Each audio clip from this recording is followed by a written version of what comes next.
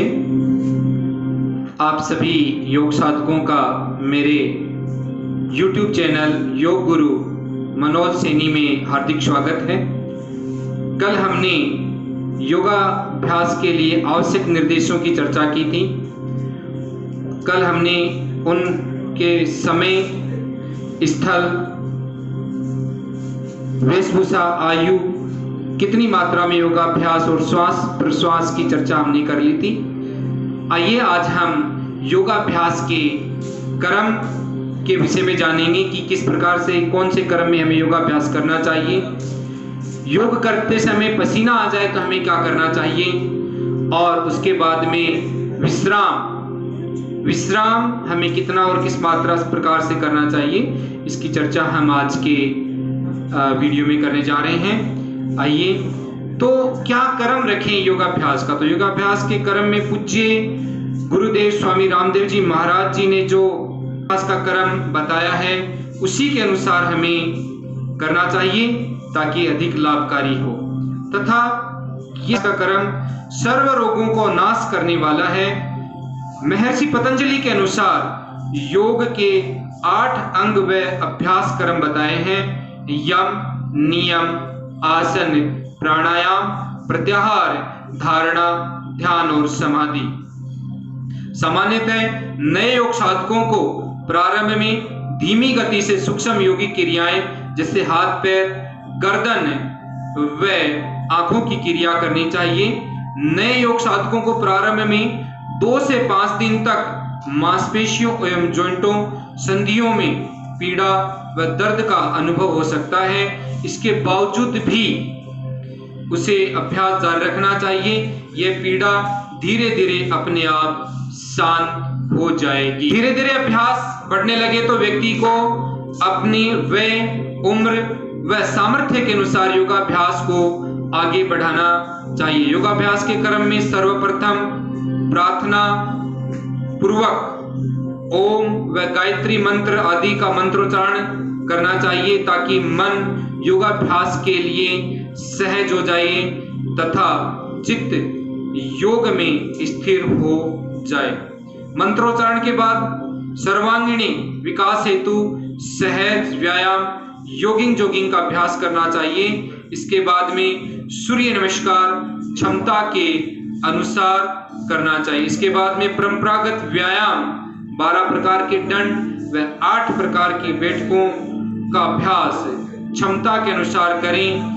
यदि ये आप लगातार नहीं कर सकते तो आप बीच बीच में विश्राम करते हुए प्राणायाम आदि का अभ्यास भी कर सकते हैं। पूज्य स्वामी जी महाराज के नियमित 12 सहज आसनों का अभ्यास करने के लिए कहते हैं। ये अभ्यास हैं बैठकर मंडूकासन, शशकासन, वक्रासन, गोमुखासन, उदर के बल लेटकर मकरासन, भुजंगासन, शलभासन, पीठ के बल लेटकर मर्कटासन, पवन मुक्तासन, अर्धहलासन, पादवृतासन, द्विचक्रिकासन आदि। इन आसनों के अलावा भी आप अन्य आसन, खड़े होकर ताड़ासन आदि व रोगानुसार आसनों का अभ्यास भी कर सकते हैं।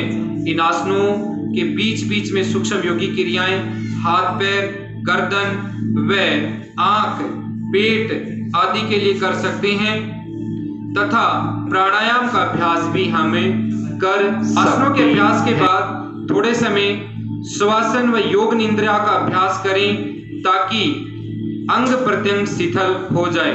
लेटकर आसनों को करने के बाद जब भी उठें तो बाईं करवट की ओर झुकते हुए उठना चाहिए।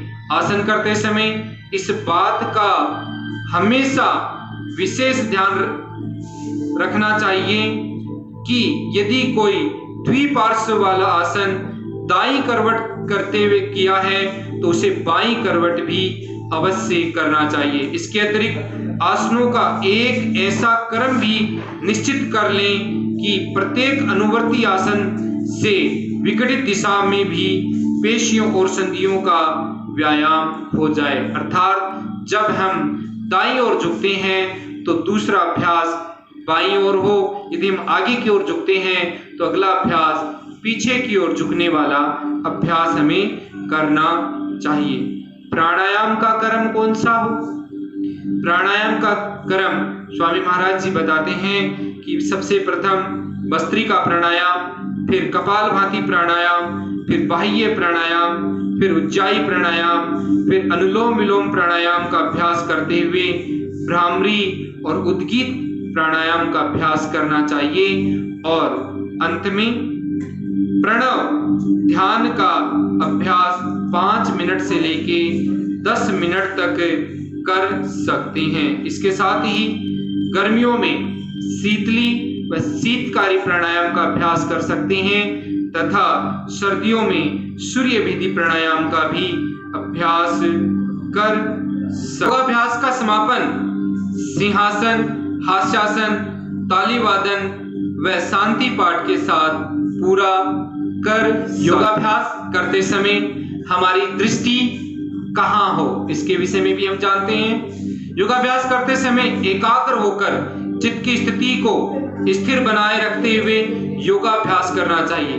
प्राणायाम का अभ्यास आंखें बंद करके करने से मन की एकाग्रता बढ़ती है, जिनसे मानसिक तनाव एवं चंचलता दूर हो जाती है। सामान्यतः योगाभ्यास आंखें बंद करके करना चाहिए, परंतु हम आंखें खोलकर भी प्राणायामों का अभ्यास कर सकते हैं। योग अभ्यास करते समय यदि पसीना आ जाए तो क्या करना चाहिए?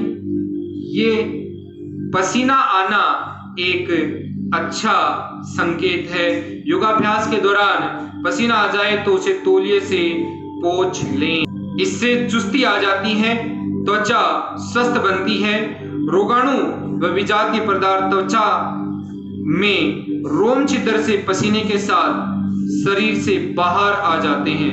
यथासंभव स्नान से निवृत्त होकर योगाभ्यास, प्राणायाम आदि योगिक क्रियाओं का अभ्यास करना चाहिए या योगाभ्यास के 20 से 30 मिनट बाद शरीर का तापमान सामान्य होने पर स्नान कर सकते। अभ्यास करने के बाद में हमें थोड़ा विश्राम भी कर लेना चाहिए। जब हम यौगिक व्यायाम, योगासन आदि करते हुए जब थकान आ जाती है या थकान महसूस करते हैं, तब सूक्ष्म योगिक क्रियाएं शवासन, मकरासन, बालासन आदि में विश्राम करते रहें ताकि ऊर्जा का पुनः संचय किया जा सके और आगे के अभ्यास को जारी रखा जा सके। तो योग साधकों से मेरा निवेदन कि आज हमने योग के लिए आवश्यक निर्देशों में जाना कि योग का क्रम क्या है, पसीना आने पे क्या करना चाहिए और विश्राम के विषय में जाना। तो मैं सभी योग साधकों से निवेदन करूंगा कि आप मेरा यदि आपको वीडियो अच्छा लगा है तो आप इसे सब्सक्राइब करें, साथ ही लाइक भी कर दें, शेयर भी करें और आगे मैं जो आपको योगाभ्यास के क्रम में आगे भी आपको कुछ बातें बताने वाला हूं अगले वीडियो के अंदर। वो है कि हमें कौन कौन सी सावधानियां मुख्यतः रखनी चाहिए, आहार विहार एवं यम नियम का हमें किस प्रकार से पालन करना चाहिए, पेट का शुद्धिकरण कैसे करना चाहिए। तो इन सब का वीडियो मैं आगे आपके लिए लेके आने वाला हूं। सभी को ओम नमस्ते, धन्यवाद।